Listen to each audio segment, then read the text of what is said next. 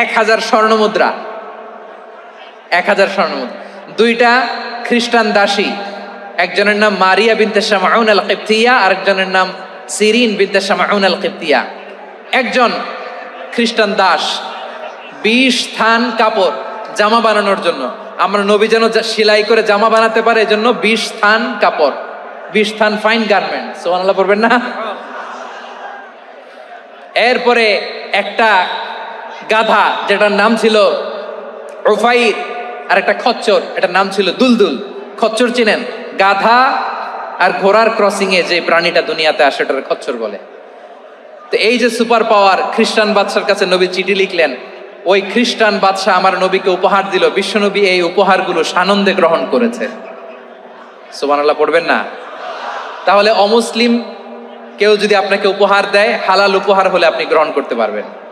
অনুরূপ ভাবে পারস্যের বাদশা, রোম সম্রাট বিশ্বনবীকে উপহার পাঠিয়েছেন, আমার নবী সবগুলো উপহার গিফট গ্রহণ করেছেন। সুবহানাল্লাহ বলেন। তাহলে প্রিয় লালমনিরহাট, আওয়াজ করে বলুন, ইসলাম কি ন্যারো মাইন্ডেড রিলিজিয়ন না ব্রড মাইন্ডেড? আম্মাজান আয়েশার কাছে মাসালা জানতে চায় মেয়েরা, হে আম্মাজান, অগ্নি উপাসকেরা তাদের ঈদের দিন নওরোজের সময় আমাদেরকে পাখি দেয়, নেওয়া যাবে? উনি বললেন, ওরা জবাই করে দিলে নেওয়া যাবে না, কিন্তু ওরা যদি ফলমূল এরকম খাবার দেয় এগুলো নেওয়া যাবে। তার মানে অমুসলিমদের দেয়া উপহার এটা গ্রহণ করা যায়। সুবহানাল্লাহ বলেন। শুধু তাই নয়, বিষ্ণু ঈসা ইসলাম অমুসলিমদের সাথে আর্থিক লেনদেনও করেছেন, ফিনান্সিয়াল ডিলিং করেছেন। অমুসলিমদের সাথে প্রয়োজনে আপনি ফিনান্সিয়াল ডিলিং করতে পারবেন। আমরা প্রায় দেখি বাজারের মিষ্টির দোকানগুলো আমার হিন্দু ভাইদের। লালমনিরহাটে মিষ্টির দোকান, দইয়ের দোকান কারা চালায়? হিন্দুরা চালায় না।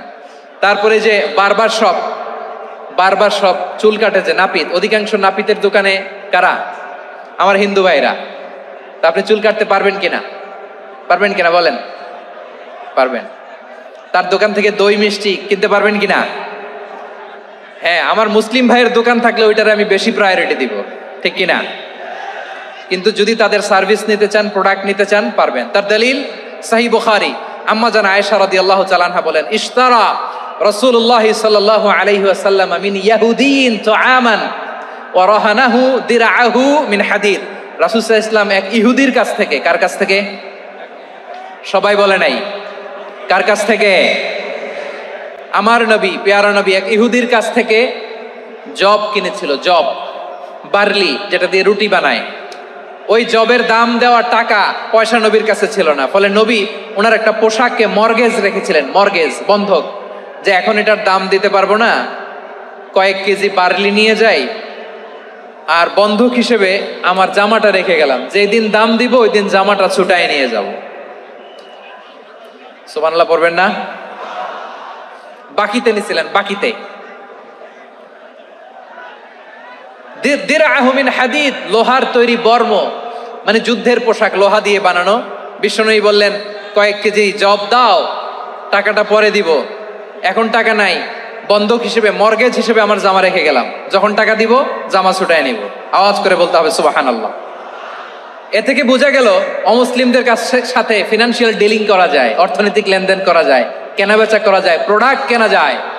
এমনকি আমাদের মসজিদে নববীতে বারান্দায় আপনার একটা অটোমেটিক ফ্লাইং আমব্রেলা দেখছেন? সূর্য যখন বাড়ে মসজিদে নববীর বারান্দায় ইয়ার্ডের মধ্যে অটোমেটিক্যালি কিছু আমব্রেলা আছে, সাঁ করে খুলে যায়, আর সূর্যের তাপ লাগে না। আবার সন্ধ্যাবেলায় এই আমব্রেলাগুলো ওরা ক্লোজ করে ফেলে, দেখেন নাই না? দেখছেন?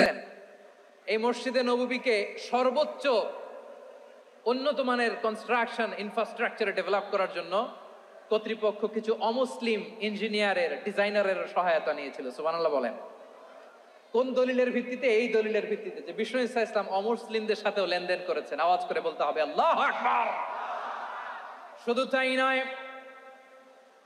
ইন কেস অফ ইমার্জেন্সি, প্রয়োজনে ইসলামের খাতিরে, ইসলামকে সামনের দিকে এগিয়ে নিয়ে যাওয়ার জন্য অমুসলিমদের সাপোর্ট নেওয়া জায়েজ আছে। সুবহানাল্লাহ বলেন।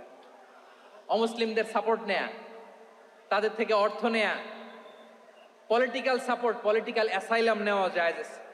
আমাদের অনেক বিশ্ববরেণ্য দায়ীরা আমেরিকায় অস্থায়ীভাবে অ্যাসাইলাম নিয়ে থাকে, নিজের দেশে গেলে ফাঁসিতে ঝুলাই দিবে। যুগ যুগ ধরে দায়ীদের উপর এরকম অত্যাচার আর নির্যাতন আছে না নাই? মিশরের অনেক দায়ীরা পাশ্চাত্যে যেয়ে থাকে, এই যে তারা পলিটিক্যাল অ্যাসাইলাম নিয়ে থাকে, রাজনৈতিক আশ্রয়, এটা জায়েজ আছে না?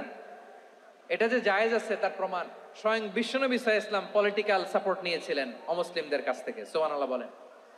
খুব মজাদার একটা ঘটনা, শুনবেন?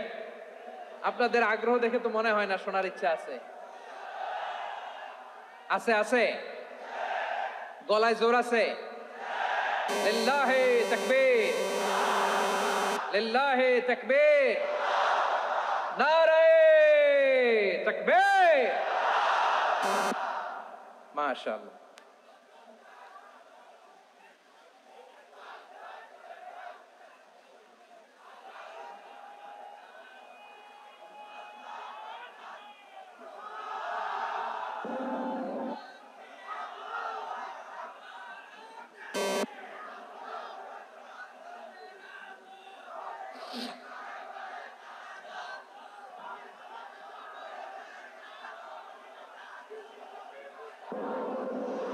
মাশাআল্লাহ মাশাআল্লাহ। থামুন থামুন